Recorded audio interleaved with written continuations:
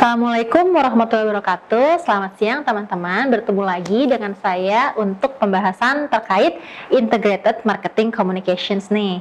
Nah, kalau di materi sebelumnya kita sudah membahas tentang konsep-konsep, marketing mix, kemudian juga definisi dan juga inti dari IMC itu apa.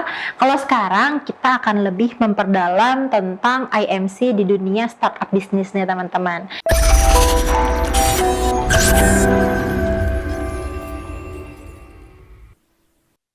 Oke, jadi IMC ini kan merupakan komunikasi pemasaran terpadu dalam mempromosikan produk startup nih. Komunikasi pemasaran terpadu ini adalah kegiatan marketing komunikasi yang mempunyai tujuan untuk menyampaikan pesan kepada konsumen dengan menggunakan media dan berbagai saluran komunikasi agar terjadi perubahan tindakan, sikap, dan juga pengetahuan untuk target pasar. IMC ini merupakan pengembangan dan implementasi berbagai bentuk program marketing komunikasi seperti iklan, sales promotions, PR, direct marketing, dan juga lain sebagainya yang bersifat ini tuh persuasif ya teman-teman kepada konsumen dan memberikan dampak yang berkesinambungan atau follow up nih kepada penjualan produk seperti itu. Jadi IMC ini sendiri pun sebenarnya fungsinya tadi yang saya sebutkan itu ada fungsi promosi dan juga iklan, tapi juga di sisi lain sebagai seorang IMC atau marketer itu harus selalu menyisipkan peran atau sisi PR kita, sehingga saat kita melakukan penjualan produk secara tidak langsung kita juga sambil melakukan relasi kepada para calon konsumen kita seperti itu. Nah, selanjutnya nih teman-teman, dalam IMC kita dibutuhkan yang namanya relasi yang baik gitu kan. Karena apa? Misalnya kita merupakan seorang CEO dari perusahaan startup company gitu ya. Yang namanya perusahaan startup company sudah pasti kita harus menjalin relasi yang banyak banget nih teman-teman. Apalagi kalau misalnya kita perusahaan baru di bidang apa? Misalnya retail atau wholesale atau bidang let's say bidang-bidang yang memang sekarang ini lagi digandrungi ya, misalnya digital, misalnya seperti itu. Nah, bagaimana kita sebagai seorang CEO perusahaan startup itu mampu berdiri dan juga mampu agar perusahaan kita tuh dikenal oleh publik, ya sudah pasti kita harus menjalin relasi yang baik. Contohnya adalah melakukan misalnya marketing mix yang sebelumnya sudah saya jelaskan seperti itu. Di sini adalah berawal dari ketertarikan konsumen, kemudian mempengaruhi perilaku dengan mendorong konsumen untuk bertindak dengan berbagai macam sarana dan saluran komunikasi untuk berhubungan dengan produk, jasa maupun brand. Lalu kemudian perusahaan akan berusaha untuk menjalin sinergi antara brand dengan pelanggan untuk mengkomunikasikan pesannya, meningkatkan brand awareness, membangun brand loyalty, dan juga mengurangi serangan dari para kompetitor teman-teman. Nah, kenapa IMC ini sangat amat bermanfaat ya bagi kita, apalagi seorang marketer nih, untuk menghadang yang namanya kompetitor teman-teman.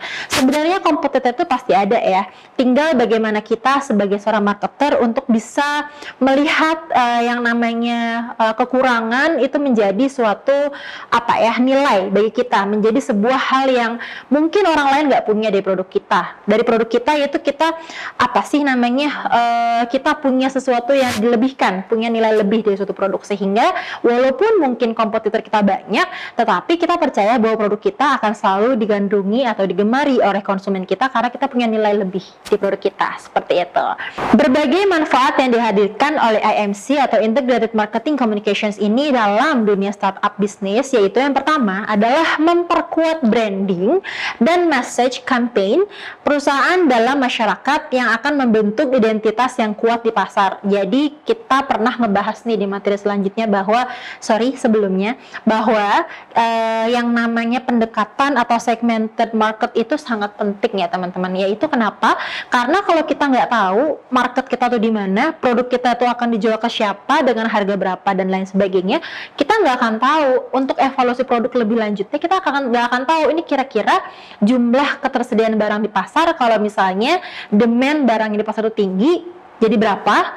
Terus kalau misalnya produk kita ternyata nggak laku di pasaran, itu karena apa dan lain sebagainya. Sehingga yang namanya branding itu penting banget teman-teman. Jangan sampai kita punya produk yang ternyata kok sama ya sama merek A gitu. Kok ternyata brand ini tuh duplikatnya brand ini ya, atau duplikatnya dari perusahaan ini. Jangan sampai terjadi demikian gitu. Itulah kenapa walaupun banyak banget nih brand-brand di pasaran ya teman-teman, tetapi mereka tahu brand mereka tuh seperti apa, branding mereka tuh mau dibawa kemana, seperti itu teman-teman.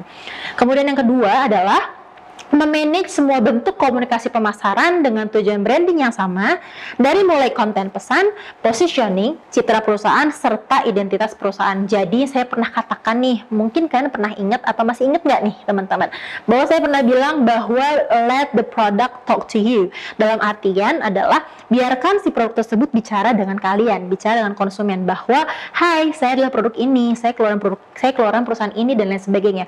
Sehingga biarkan produk tersebut bicara kepada pelanggan kita bahwa memang produk kita adalah perusahaan yang membuat produk yang luar biasa bagus, misalnya seperti itu, membuat produk yang berkualitas, menggunakan bahan-bahan yang natural dan lain sebagainya. Jadi biarkan produk kita itu berbicara untuk konsumen kita bahwa memang kita tidak main-main loh untuk membuat produk ini, seperti itu. Yang terakhir dan yang ketiga ini adalah membangun brand loyalty antara perusahaan dengan konsumen teman-teman. Dimana dengan membangun komunikasi dua arah antara perusahaan dan konsumen melalui berbagai saluran komunikasi.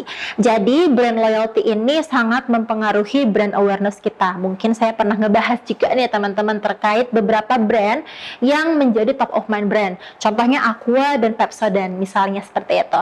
Nah, brand awareness ini kan sudah diketahui banget ya oleh beberapa pihak, bahkan orang-orang mungkin ya itu tadi saya katakan, saat dia ingin membeli sebuah minuman mineral ya, air kemasan, dia akan bilang, Mbak, Mas, saya mau beli Aqua, padahal mungkin yang dibeli itu le mineral, misalnya seperti itu. Nah, ini kan salah satu bentuk brand awareness sehingga menciptakan brand loyalty ya teman-teman. Kalau orang udah percaya sama satu brand, ya udah, dia akan terus menggunakan brand tersebut. Dia akan melakukan repurchasing produk atau produk yang dibeli berkali-kali, berulang kali, seperti itu teman-teman. Inilah kenapa kalian misalnya nih ya akan membuat sebuah perusahaan startup baru, startup bisnis, usahakan agar kalian itu selalu up to date seperti itu. Usahakan agar kalian tuh selalu melihat kira-kira apa sih yang menjadi demand di pasaran seperti itu. Apa sih yang diinginkan oleh pasar, apa sih yang konsumen inginkan, dan lain sebagainya. Sehingga kalian tahu apabila produk kalian itu berada di pasaran, produk kalian itu tidak akan menjadi produk yang mati kayak gitu, tidak punya sasaran halayak, tidak punya proyek ke depan dan lain sebagainya. Sehingga ya udah gitu, memang produknya ada tapi ya nggak dikenal gitu, ya buat apa gitu. Sehingga kalian once kalian ingin membangun sebuah startup bisnis, usahakan untuk menciptakan yang tadi saya sebutkan ya, untuk menciptakan brand loyalty, brand awareness, dan lain sebagainya. Seperti itu. Dengan mengaplikasikan IMC, maka akan mengurangi ketergantungan pemasangan iklan yang memerlukan harga yang sangat tinggi dan mahal untuk mengembangkan awareness di masyarakat. Ya mungkin dulu kalau belum ada digital media seperti Instagram atau TikTok, ya masih menggunakan flyer atau misalnya billboard dan lain sebagainya yang memang tadi saya katakan mahal ya harganya gitu, sewanya mahal gitu. Nah, kalau sekarang kan udah ada digital media nih, udah ada TikTok, udah ada Instagram gitu. Ya udah, kalian tinggal memanfaatkan sarana media sosial tersebut untuk melakukan promosi yang efisien dan juga efektif. Seperti itu. Terlebih lagi akan mengembangkan analisa perilaku konsumen yang akan sangat berguna untuk strategi pemasaran jangka panjang. Jadi saat kalian menggunakan sarana sosial media, sudah pasti kan kalian udah tahu nih sasaran kalian misalnya siapa, remaja kah, atau dewasa muda, atau dewasa tua gitu, atau manula gitu kan. Karena kita tahu saat kita menggunakan sarana sosial media, target kita untuk siapa sih? Oh, ternyata yang suka menggunakan sosial media ini adalah usia misalnya 20 tahun sampai 30 tahun. Kalian bisa menganalisa dan kalian bisa melakukan riset lebih dalam menggunakan sarana sosial media tersebut. Seperti itu. Nah, ini yang terpenting ya teman-teman. Apabila kalian menjadi seorang PR dan produk kalian ternyata mengalami permasalahan dan tidak diterima masyarakat, produknya tidak bagus dan sebagainya, kemudian kalian akan dihadapkan dalam dua pilihan. Yang pertama, apakah kalian akan melakukan branding atau kalian melakukan sebuah rebranding, melakukan rebranding sebuah produk yang sudah ada atau membuat brand baru. Jadi tantangan bisnis bagi kalian sebagai seorang startup businessman atau businesswoman adalah yaitu dua hal ini ya.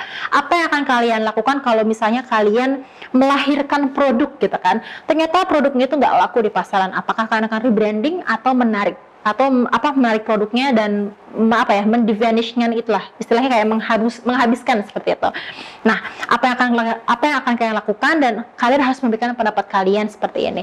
Jadi untuk di materi hari ini lebih memperdalam tentang bagaimana kalian harus melakukan pemikiran yang jauh, yang visioner terkait produk kalian apabila kalian menjadi seorang startup businessman or businesswoman seperti itu. Nah, teman-teman, untuk lebih memperdalam lagi materi-materi terkait pertemuan hari ini, kalian bisa membaca di buku-buku IMC-nya Philip Kotler maupun berbagai referensi yang ada di internet seperti itu ya, teman-teman ya. Nah, kurang lebihnya mohon maaf nih teman-teman, untuk materi hari ini kita selesaikan saja. Kurang lebih mohon maaf. Wabillahi taufiq wal hidayah. Wassalamualaikum warahmatullahi wabarakatuh. Selamat siang.